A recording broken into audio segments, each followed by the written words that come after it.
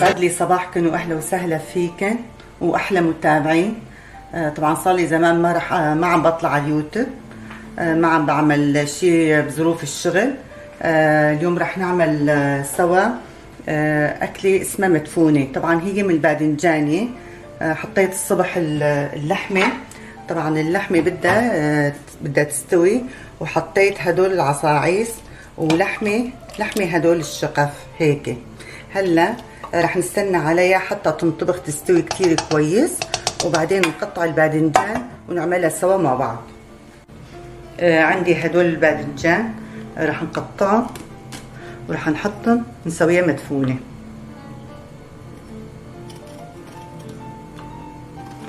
رح نقطعهم مصلب. هي أكلة قديمة كتير. هي تنعمل كمان بدون لحمة، تنعمل بالزيت كمان تطلع طيبة.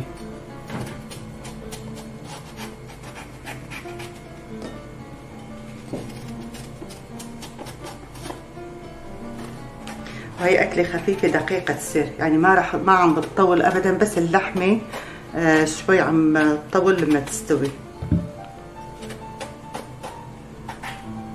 هون نسويها مكعبات.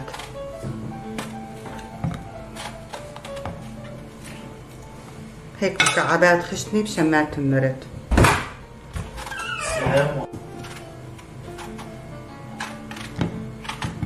هيك نكمل تقطيع ونرجع لكم. قطعته 3 حبات باذنجان، طبعا حسب واحد ما بده. وهلا رح نطبخها مع بعض. طبعا بدها توم كمان، كتير طيبة بالثوم. طبعا استوت اللحمة وحطيتوا لها العصاعيس كمان تطلع طيبة. هلا رح احط لها شوية زيت، شوي، ما رح نكتر، تطلع طعمتها طيبة. ورح نضيفها الثوم ونضل نقليها مع الثوم.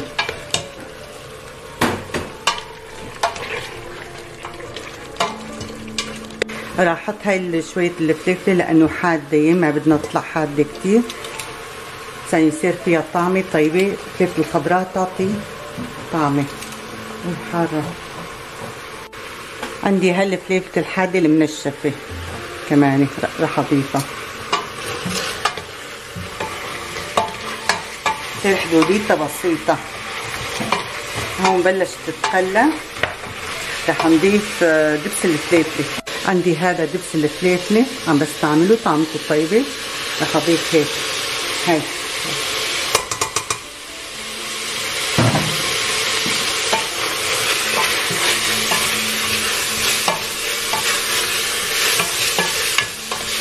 رح اضيف الملح،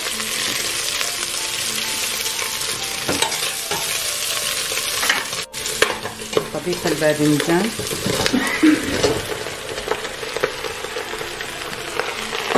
وعندي هذا المرقة هو الصوص.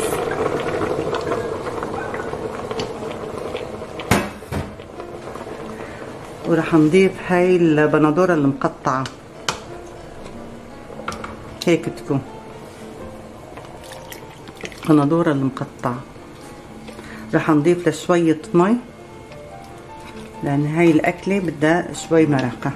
ضفته اول شي كان شلته مرقة اللحمة، قليته اللحمة ورجعته حطيته الباذنجان وحطيته هاي البندورة المقطعة وحطيته له شوية مي. وهلا رح نسكر عليها، بدها 10 دقايق تستوي. هي خفيفة تصير. رح نضيف كمان دبس بندورة لانه البندورة المقطعة تطلع كيشفة. ورح نحط لها مي ونبردها. طبعا هاي دبس البندورة حطيتوا لها مي، وراح هيك ادوبها شوي واضيفها على الباذنجان باللحمة.